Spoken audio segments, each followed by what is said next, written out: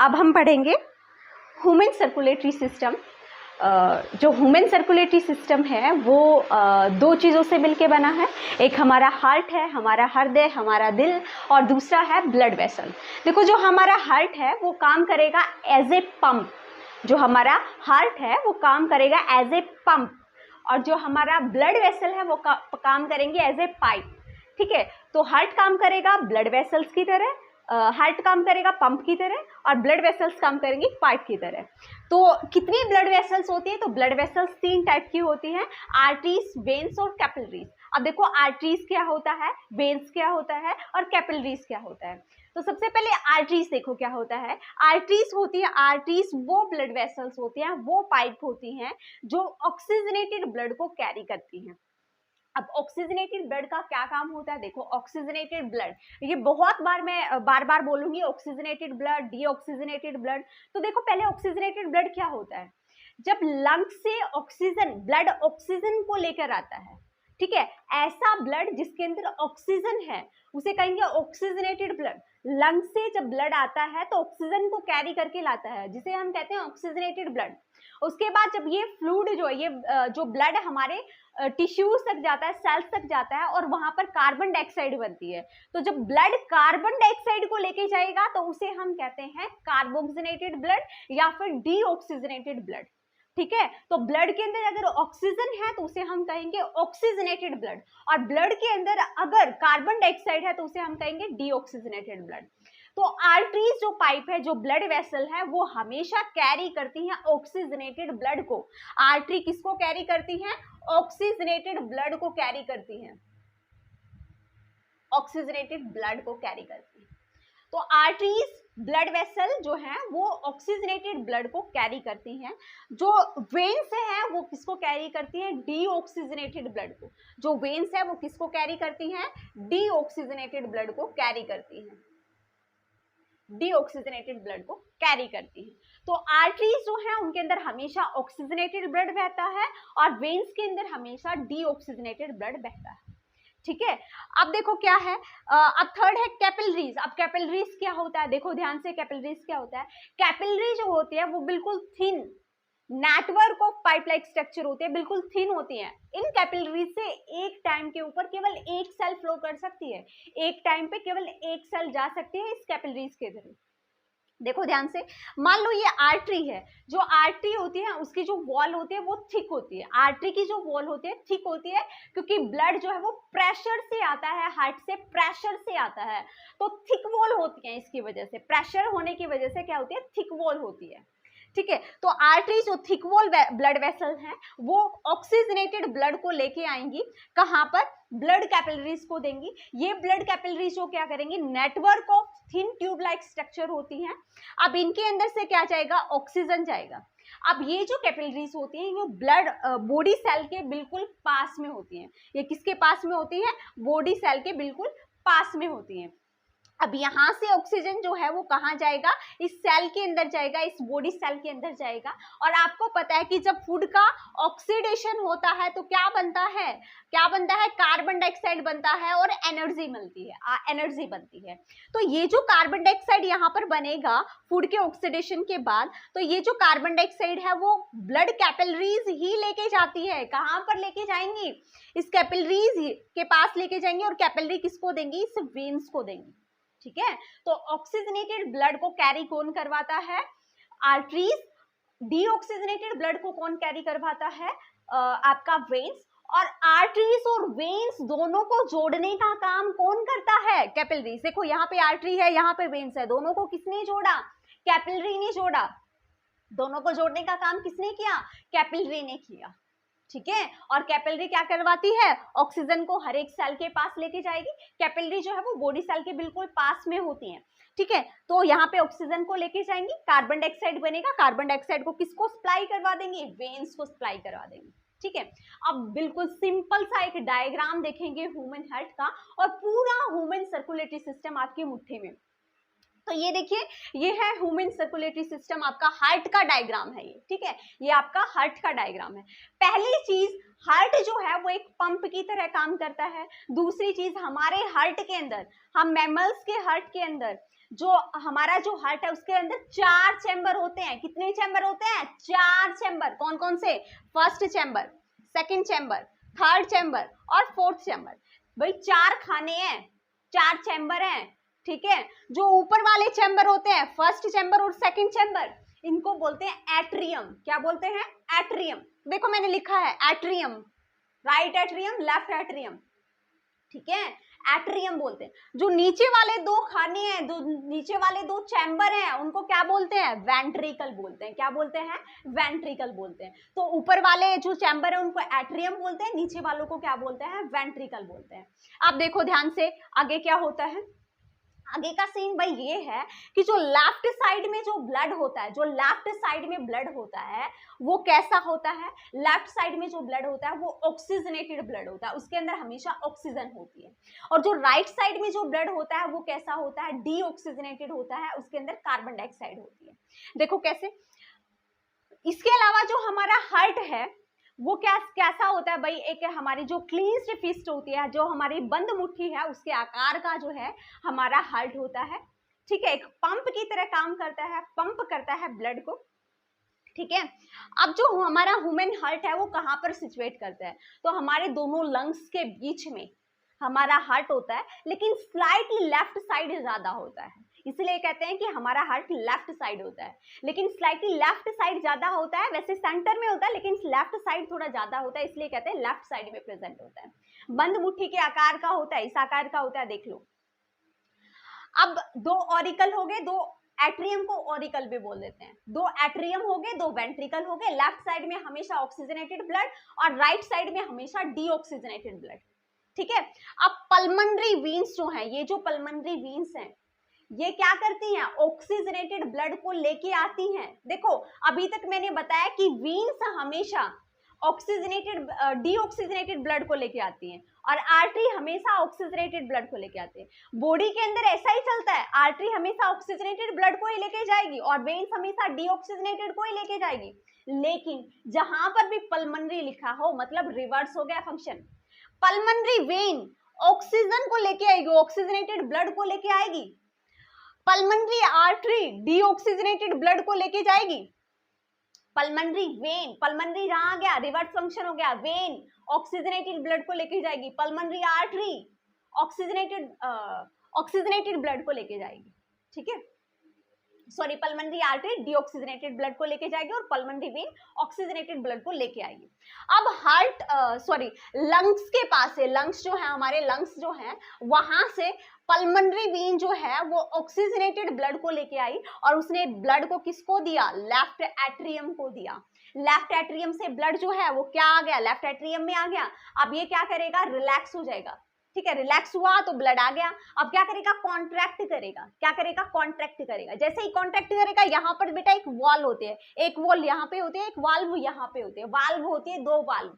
तो यहाँ पे वाल्व जो है वो ओपन हो जाएगी और ब्लड जो है वो लेफ्ट एट्रियम से लेफ्ट वेंट्रिकल के अंदर आ जाएगा। लेफ्ट वेंट्रिकल के अंदर कौन सा ब्लड आ गया? ऑक्सीजनेटेड ब्लड आ गया। लेफ्ट वेंट्रिकल के अंदर ऑक्सीजनेटेड ब्लड आ गया।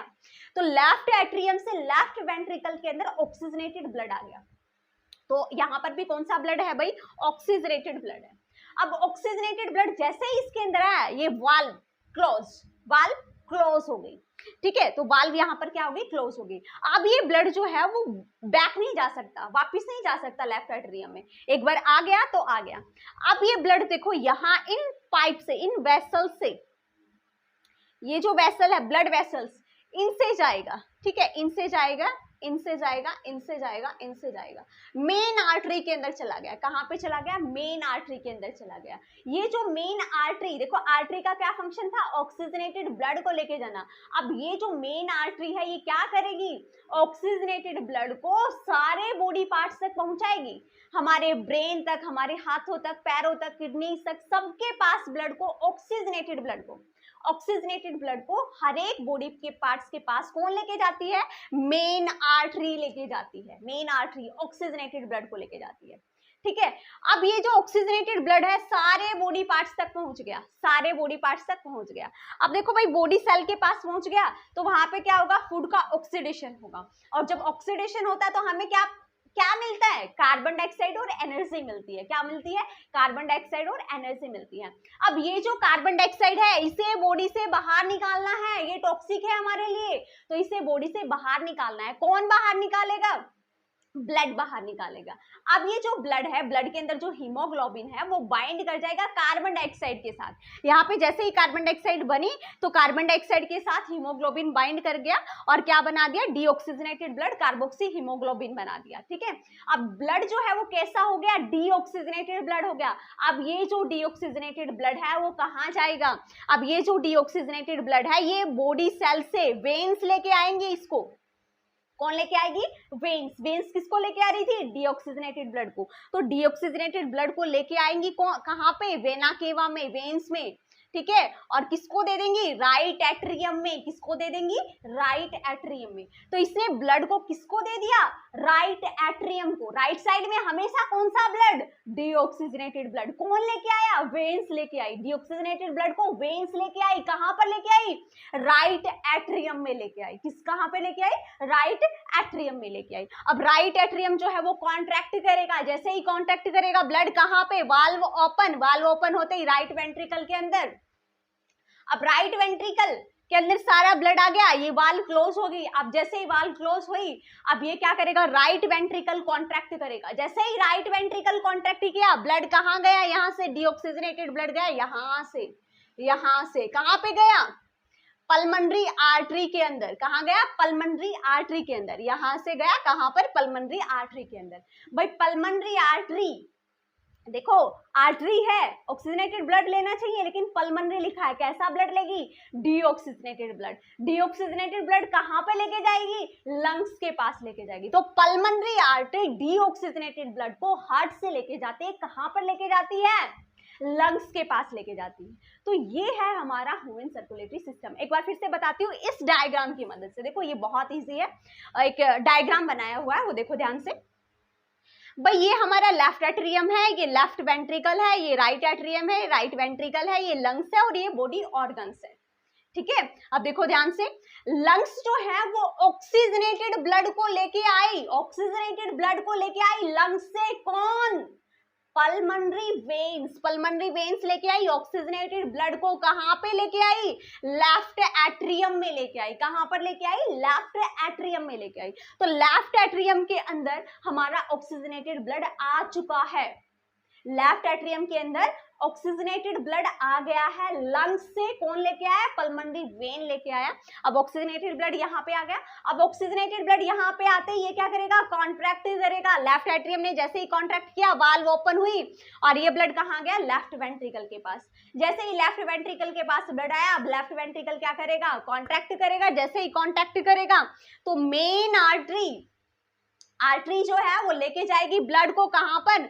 बॉडी ऑर्गन्स के पास। जितने भी बॉडी ऑर्गन्स है सबके पास ब्लड जाएगा, ऑक्सीजनेटेड ब्लड। जैसे ही बॉडी पार्ट्स के पास गया, ऑक्सीजन उन्होंने बॉडी पार्ट्स ने ले ली, सेल्स ने ले ली, वहां पे क्या बन गई? कार्बन डाइऑक्साइड बन गया। ठीक है, अब बॉडी ऑर्गन से कार्बन डाइऑक्साइड को ब्लड लेके जाएगा। कौन लेके जाएगी? कौन सी वेसल? वेन्स। तो वेन्स हमेशा डीऑक्सीजनेटेड ब्लड को लेके जाती थी, बताया था ना। अब डीऑक्सीजनेटेड ब्लड जो है वो वेन लेके जाएगी और कहां पे जाएगा? राइट एट्रियम में। राइट एट्रियम में क्या आ गया? Deoxygenated blood. ठीक है, डीऑक्सीजनेटेड ब्लड कहां गया? राइट एट्रियम में। राइट एट्रियम से कहां जाएगा? राइट वेंट्रिकल में। और जैसे ही राइट वेंट्रिकल में आएगा तो राइट वेंट्रिकल से ये कहां जाएगा? पल्मनरी आर्टरी से दोबारा जाएगा लंग्स में। जैसे ही लंग्स में जाएगा वहां पे क्या हो जाएगा? कार्बन डाइऑक्साइड बाहर चली जाएगी, ऑक्सीजन आएगी। ऑक्सीजन को कौन लेके आएगा? Pulmonary when. पल्मनरी वेन किसको देगा? लेफ्ट ऑरिकल को, लेफ्ट एट्रियम को। लेफ्ट एट्रियम किसको देगा? लेफ्ट वेंट्रिकल को। लेफ्ट वेंट्रिकल से कहां जाएगा? बॉडी पार्ट्स के पास। बॉडी पार्ट से कहां जाएगा? बॉडी पार्ट से कार्बन डाइऑक्साइड बन गया। कार्बन डाइऑक्साइड कौन लेके जाएगा? वेन्स लेके जाएगी। तो डीऑक्सीजनेटेड ब्लड्स को वेन्स लेके जाएंगी और कहां पे लेके जाएंगी? राइट एट्रियम में। अब राइट एट्रियम से ब्लड कहां जाएगा? राइट वेंट्रिकल में। राइट वेंट्रिकल से ब्लड कहां जाएगा? आर्टरी के थ्रू, पल्मनरी आर्टरी के थ्रू लंग्स के पास। तो ये प्रोसेस जो है वो आपकी चलती रहती है। कॉन्ट्रैक्शन रिलैक्सेशन प्रोसेस चलती रहती है। ऑक्सीजनेटेड ब्लड, डीऑक्सीजनेटेड ब्लड चलता रहता है। ठीक है, तो ये थी आपकी human circulatory system. I hope आपको समझ आ गया हो। इसके साथ साथ आपको कुछ और इन्फॉर्मेशन मुझे आपको देनी थी। देखो यहाँ पर जो ब्लड है भाई, वो टू टाइम ब्लड जो है वो फ्लो करता है हमारे हार्ट से। पहली बार left atrium, left ventricle, left side से जाता है ऑक्सीजनेटेड ब्लड, फिर से दोबारा से ब्लड आता है डीऑक्सीजनेटेड ब्लड, और फिर से आपके राइट एट्रियम से राइट वेंट्रिकल से जाता है। 2 टाइम सर्कुलेशन हो रहा है ब्लड का, 2 टाइम सर्कुलेशन, 2 टाइम हार्ट के अंदर से ब्लड जा रहा है। इसे कहते हैं डबल सर्कुलेशन। इसे क्या कहते हैं? डबल सर्कुलेशन कहते हैं। तो हमारे अंदर मैमल्स के अंदर, मैमल्स कौन से होते हैं? जो अपने बच्चों को दूध पिलाते हैं, ठीक है। तो मैमल्स के अंदर जो है और बर्ड्स के अंदर, मैमल्स के अंदर और बर्ड्स के अंदर 4 चैम्बर हार्ट होता है और बिल्कुल सेपरेट हार्ट होता है। देखो यहाँ पर बीच में मैंने एक लेयर लगा रखी है जिसे हम कहते हैं सेप्टम।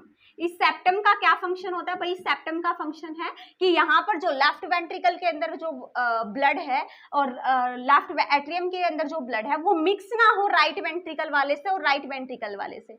जो ऑक्सीजनेटेड ब्लड है वो अलग रहे और डीऑक्सीजनेटेड ब्लड है वो अलग रहे। तो हमारे अंदर 4 चैम्बर का हार्ट होता है भाई, और चारों चैम्बर के हार्ट जो है वो सेपरेट होता है सेप्टम के थ्रू।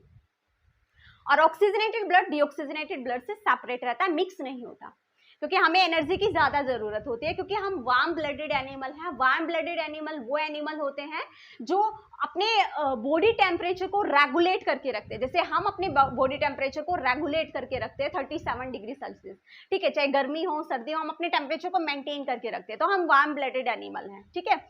और जो दूसरे एनिमल हैं जैसे एम्फीबियंस हैं, रेप्टाइल्स हैं। एम्फीबियंस कौन से होते हैं? जो पानी पे भी रहते हैं और जो लैंड पे भी रहते हैं, जैसे फ्रॉग है। और जो आपके रेप्टाइल्स हैं जो रेंग के चलते हैं, जैसे लिजर्ड है। तो ये जो होते हैं बेटा, इनके अंदर 3 चैम्बर हार्ट होता है। एम्फीबियंस और रेप्टाइल्स के अंदर 3 चैम्बर हार्ट होता है, ठीक है। 2 एट्रियम होता है और एक ही वेंट्रिकल होता है। लेकिन यहाँ पे क्या होता है कि ऑक्सीजनेटेड ब्लड और डीऑक्सीजनेटेड ब्लड का थोड़ा मिक्सिंग हो जाता है, ठीक है। थोड़ा सा क्या हो जाता है? मिक्सिंग हो जाता है।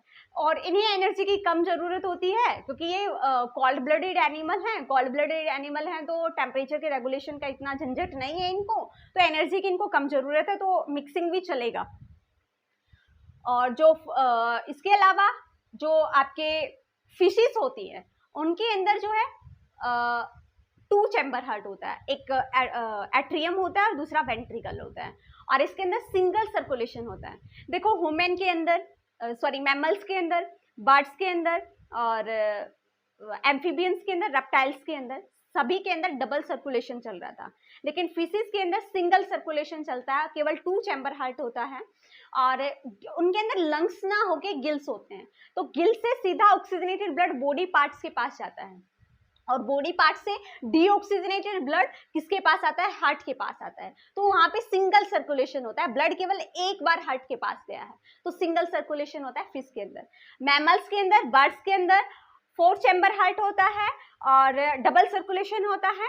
एम्फीबियंस के अंदर, रेप्टाइल्स के अंदर 3 चैम्बर हार्ट होता है और डबल सर्कुलेशन होता है। फिश के अंदर आपका सिंगल सर्कुलेशन होता है, 2 चैम्बर हार्ट होता है। तो ह्यूमन सर्कुलेटरी सिस्टम में सिर्फ इतना ही। आई होप आपको समझ आ गया होगा।